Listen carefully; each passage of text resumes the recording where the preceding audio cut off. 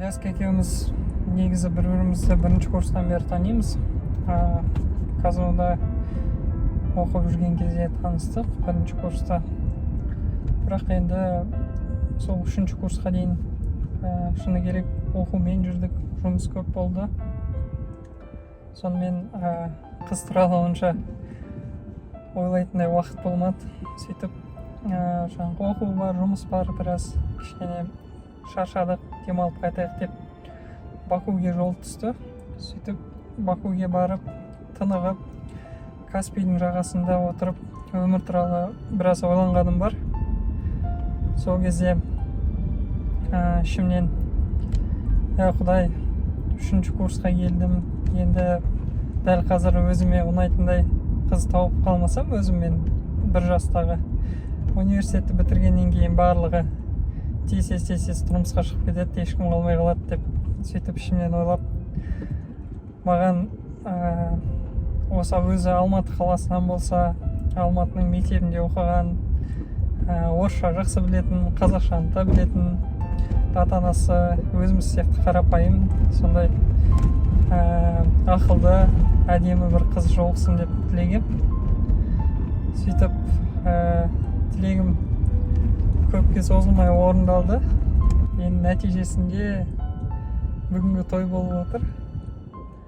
Жалпы Құдайдан сұрасаң, соның барлығы орындалады дейді ғой. Енді Ляска мен үшін Құдай берген бір сыйлық. Осындай бір кішігірім бір оқиғамыз бар. Мен осылай жеткізем біздің таныстығымызды. Лясканың версиясы басқаша. Ең басында Сұлтан маған өзінше оқуға көп мән беретін жігіт болып көрінетін. Бірақ та киноға шақырғанда мен бас тартпадым, ұсынысын қабылдадым. Бардым, көрдім, таныстым.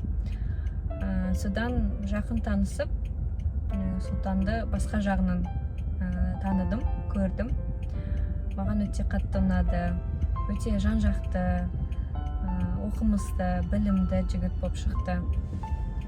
Және де бірден білдім ата-анама ұнайтынын, қабылдайтынын. Соған өте қуандым.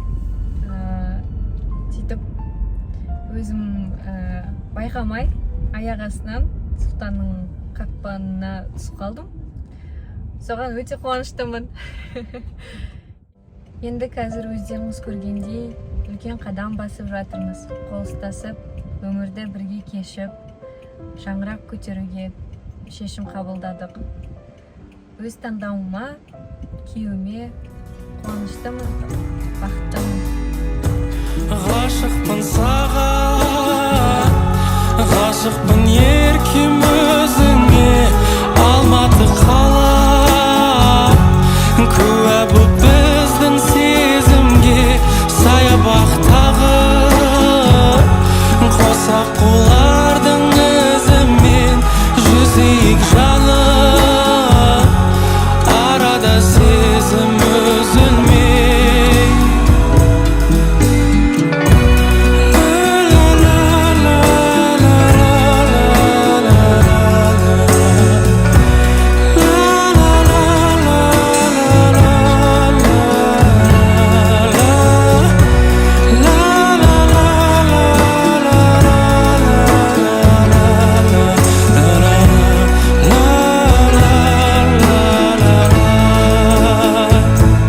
Ғашықпын саған. Чикаго осындай әдемі қала. Кейбір кезде көшелерінде жүрген кезде автотұрақтары барлығы кейде Алматыны еске салып жібереді. Алматы мен қос егіз қала сияқты. Ата-анамызбен сөйлесіп отырамыз ғой, сол кезде айтады, Алматыда бүгін қар, бүгін жаңбыр деген сияқты. Чикагода ертесінде дәл солай қар жауып тұрады, немесе жаңбыр жауып тұрады. Атмосферасы, жалпы контингент, барлығы керемет. Чикагода тұрып жатқанымызға осымен 1,5 жыл болды. Жақсы негізі. Біз қазір Гилсон Парк деген жердеміз. Осы жерді ерекше жақсы көреміз, достарымызбен жиі келеміз. Жалпы Америкада жүргеніміз үшін ата-анамызға ризашылығымыз үлкен. Сондықтан сіздерге үлкен рахмет! Көдеде соғат жүрек асықтым,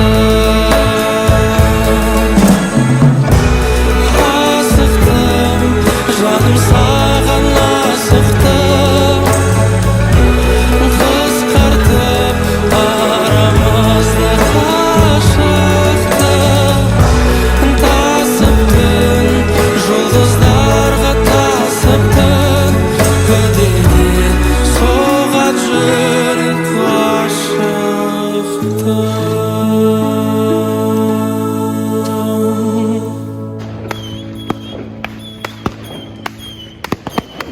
Құрметті қонақтар, туыстар, достар, бүгінгі тойымызға қош келдіңіздер. Алғысымыз шексіз. Мен осы видеоны пайдаланып, өз отбасыма, ата-анама алғыс айтқым келіп тұр. Енді ары қарай орысша жалғастыра берейін. Мои любимые родители, мама и папа, мой старший любимый брат Талгин, моя любимая родная Жингешка, мои буташки. Я хочу выразить вам огромную благодарность за то, что вы у меня есть, за то, что вы сделали меня, за то, что вы воспитали меня. Моя семья – это мое отражение, это мое воспитание, это и есть я. Я хочу выразить вам огромную благодарность за то, что я имею такие возможности, имею возможность видеть вот такую вот красоту, путешествовать, познавать новую культуру, познавать все новое, новые языки. Огромное вам спасибо за ваш труд. Я очень вам благодарна за то, что вы всегда меня поддерживали, учили меня. Через папу я познавала свой окружающий мир. Через маму я вообще познавала, что такое жизнь, как вообще быть человеком. Вы мои первые учителя. Отдельно спасибо моему брату, который всегда меня поддерживает, никогда не давал чувства, именно разницу в возрасте никогда не давал почувствовать. Я думаю, это очень важно, когда человек видит наравне свою младшую сестренку, братишку. Я благодарю каждого человека, который с маленьких моих лет ухаживал за мной, любил меня, заботился, переживал за меня. Я вас очень сильно люблю. Вас очень много. Я этому безмерно благодарна и рада. Поэтому знайте, что я каждому искренне благодарна, каждого очень сильно люблю. Хочу, чтобы вы насладились этим моментом и этим прекрасным вечером. Үлкен рахмет. Мен сіздерді сүйемін. Қайырлы кеш, құрметті туысқандар. Сіздерге Чикагоның әдемі көрінісінен сәлем жолдай отырып, жылы лебізімді білдіргім келіп отыр.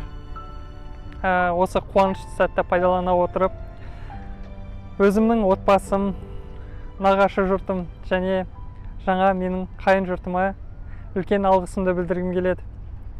Ең алдымен әрине, жалпы осы өмір үшін, жалпы берілген барлық мүмкіндіктер үшін Құдайға алғыс білдіргім келеді. Екіншіден, анашым және ағама, жеңгеме, қарындасыма, ініме өте үлкен алғысымды білдіре отырып, басымды иемін. Жалпы өкінішке орай, әкеміз бұл өмірден өте ерте өтіп кетті.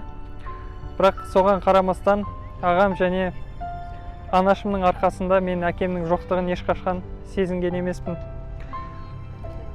Осы сұлтан оқысын, деген не жетсін дегенде, ол кісілер маған ешқашан жұмыс еткізген емес, өздері еңбектеніп, маған сондай жағдай тудырып, балам сен оқы деп, анашым баяғы мектеп сәтінен бастап әйгөлекке, аңыз адамға, неше түрлі журналдарға жаздырып, әрқашан білімге қарай маған жол ашып беріп отыратын. Және сол ізгі жақсылықтардың арқасында бүгін міне Американың төрінде тұрған жайымыз бар. Қанша айтсам да, анашымның, ағамның жақсылықтарын мен сөзбен айтып жеткізе алмаймын. Тек айтарым, сіздер әрқашан аман болыңыздар. Сіздермен біз бақыттымыз. Енді осы өмір қамшының сабындай қысқа дейді ғой, енді бірақ барынша сіздермен бірге ұзын өмір сүріп, сіздерді бақытқа бөлегіміз келеді. Және менің кішкентайым, қарындасым, жүрегім менің. Сәкотай, саған үлкен рахмет. Өзімнің қолымда өсті. Кішкентайдан бастап садикке жетелеп өзім апарып өзім әкелетін. Енді отбасымызға тағы да жаңа бір адам қосылып отыр. Отбасымызды одан сайын байытып, отбасымызда бақытқа бөлеп жатыр. Жалпы өмірлік серігім болғаны үшін Ляска, саған үлкен рахмет айтқым келеді. Жалпы өмір тамаша, барлығы сәтімен, барлығы ойдағыдай. Қайтадан барлығы үшін Құдайға рахмет. Үлкен туысқандар, сіздерге де рахмет. Бүгінгі қуанышты сәтті бізбен бөлісіп, тойымызға келіп отырғандарыңыз үшін. Тойда әдемілеп, рахаттанып отырып, бимен, өлеңмен әдемі өткізейік.